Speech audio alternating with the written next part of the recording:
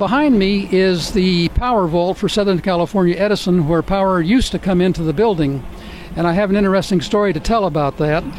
This brick structure down here behind me was the place where the power came in, and one day, it was in the morning, about 10:30 in the morning, KFI suddenly went off the air.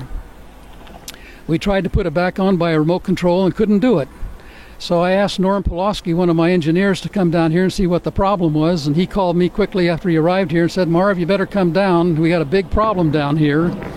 And what had happened was a big rat had gotten into that transformer vault, got up on top of a transformer and caused a arc flash, which instead of KFI getting the normal 480 volts, we got umpteen thousand volts. I don't know what it was, but it destroyed the transfer switch downstairs, was the transfer switch between the generator and Edison power.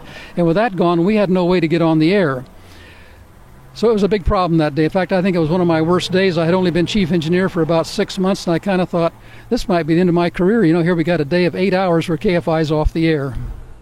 KFI. Southern California. KFI. 640, more stimulating talk radio. KFI. AM 640.